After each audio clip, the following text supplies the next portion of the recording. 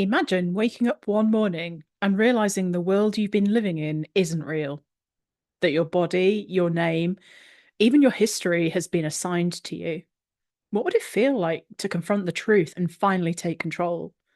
That's the journey of Neo, and it's one that resonates deeply with trans and queer experiences. So stick around, we're diving into the Matrix.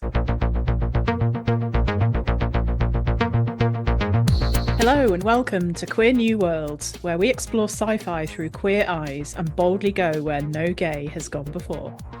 I'm JJ, your host, your non-binary navigator, and lifelong sci-fi fan who always felt a little bit alien. Each week, I'm beaming up a new theme of queerness in sci-fi, decoding the subtext and reflecting on the world we live in and my own experiences. This week, we're diving into simulated, constructed, and virtual realities. These can often be liberating, utopian worlds to explore desires and fantasies, but sometimes they're controlling, dystopian, and downright horrifying. In today's mini episode, we're exploring probably the most well-known example of a constructed reality used as a means of control and containment, the Matrix, in which the characters' bodies are created and harvested for energy to feed the machines that created them. The machines keep the humans in a state of perpetual sleep, providing them with a simulated reality to occupy their brains. In this simulated reality, Neo meets some hackers who are trying to break free. One of them, Morpheus, gives Neo the choice of a blue pill to return to his simulated reality, or a red pill to discover the truth. In choosing the red pill, Neo is made aware of the terrible reality and joins the hackers in their quest for freedom. The Matrix is often read as a trans allegory, not least due to the fact its creators, the Wachowskis, are both trans women, but also because the movie's themes resonate with the trans experience, focusing on bodily autonomy and control, dysphoria, rebirth, and chosen identity. The term trans, short for transgender, is a word to describe someone who identifies differently to the gender they were assigned at birth, and therefore it is an umbrella term that includes non-binary people as well as those who have transitioned from male to female or female to male. Many trans people experience body dysphoria, in other words, a mismatch between how they feel on the inside and their external physical characteristics. You might have heard this being described as someone feeling they've been born into the wrong body. Many of these people decide they want to transition, i.e., undergo social, medical, and often surgical changes in order to align their physicality with who they are on the inside. And in doing so, they often choose a new name and experience a social rebirth in presenting their new appearance and presentation to the world. This process is often very long and emotionally difficult, not helped by the limited access to appropriate and sufficient healthcare, and by the social stigma against visibly transgender people. It can also be a long and difficult path to become legally recognised as a different gender to the one described on your birth certificate. There are increasing social anxieties about the perceived threat of trans people, seemingly centred around the idea that it is a masking of biology and that it is biology that is someone's true self and not who they feel they are. To me, this feels very similar to the rejection of homosexuality, where people have been told that isn't who they are, that's not who they were born, they chose to be that way. Coming back to The Matrix, there are no specifically trans characters in the first movie, and that's not really in the plot either. The closest we get is Switch, who identifies as female, though presents with a fairly androgynous style. I say fairly because there's quite a bit of androgyny in these movies, both as an aesthetic choice and to represent the changing and shifting of identity. Switch was actually intended to be trans, literally switching between female and male presentation depending on whether they were in the real world or the simulation. Apparently, the studio decided this was just too much for a 1999 audience to get on board with, and so female androgynous Switch it was. Most of the characters in The Matrix are pretty cisgender and heterosexual, though the movie depicts both queerness and transness in other ways. Neo's discovery of his disturbing reality is that his body is subjected to the control and whims of a machine. The body horror and dysphoria he experiences are between his simulated reality, the code he sees in which he doesn't materially exist, and then his actual flesh and bones. His choices are not really his to make, and he and the other hackers have no real freedom. They are fighting for control of their own selves and, of course, ultimately humanity.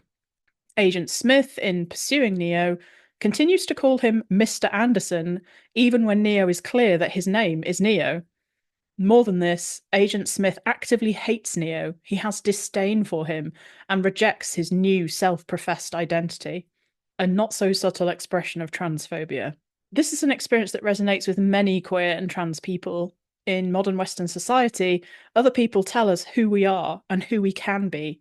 Our bodies are policed according to our biology and our chromosomes. Individuals are not respected or accepted for who they say they are, but instead for who they are perceived to be by other people. Going against these cultural expectations often results in intimidation, threat, and violence. Globally, it's estimated there are between 1% and 3% of the population who identify as transgender or non-binary. That's a staggering 80 to 246 million people. In the US alone, there are estimated to be almost 3 million people, and in the latest UK census done in 2021, over 260,000 people reported they identify as a gender different to the one they were assigned at birth. Now, that may not seem much at just 0.5% of the population, but census data is notoriously low for demographical information, so other surveys such as Ipsos indicate the number is 5 to 6 times more than this. Studies across the world have repeatedly shown that transgender people experience elevated risks of poor mental health, especially depression, anxiety, and suicidality compared to cisgender populations. And these are largely attributed to higher levels of stigma, discrimination, and marginalisation, even in countries where they are offered additional protection. Up to 17% of trans and gender diverse people reported experiencing physical or sexual violence within a 5-year period. So being trans in 2025 is a scary experience. 26 years ago, when The Matrix was made, it was even scarier. Medical treatments and mental health support were not routinely provided, and so many transgender and LGBT plus people watching this movie would relate to the feelings of isolation, desperation, and body horror that Neo experiences, and also the level of rage, anger, and determination to break free. In coming to terms with reality, Neo experiences revulsion and trauma about his physical self. Once he has seen the truth, he cannot unsee it, and he feels he has no choice but to continue on the journey he has started. There's also a real sense of found family here too, with Neo's relationships with the other hackers and his romance with Trinity demonstrating the importance and support of community, especially when facing your truth. Again, very queer and transcoded. It also doesn't take a huge leap to see how the main concept of the simulation run by machines as a means of control and confinement of the humans is a metaphor for the control and constraint of the state or society, literally putting humans in boxes and stripping them of their distinctiveness and identity while suppressing their freedom. I was 15 when I first watched The Matrix, and it took me many years and rewatches to truly appreciate it. But the disturbing and oppressive nature of the reality does echo the level of control and suppression that is still in place for queer and transgender people. Neo, Trinity, and Morpheus's desire to break free of this, to be their true selves, and to embrace and accept each other is a powerful message. So, to summarise, The Matrix reflects many elements of queer and trans experience. It uses a simulated reality as a mechanism for control, and where discovering the truth isn't liberating, it's horrifying and something you must come to terms with. It depicts a world where humanity is a struggle, physical bodies are under threat, and individuals do not have agency to be who they truly are. You don't choose the truth because it's easy. You choose it because the lie is unbearable. If you enjoyed this segment, make sure you like and subscribe to be notified next time. You can also get involved by dropping a comment below or sending an email to queernewworldspod@gmail.com with your ideas and your questions. Connect with us on socials at Queer New Worlds on Blue Sky, Instagram and Twitter, or visit our website queernewworlds.com. Thanks for joining me, and until next time, live long and fabulous.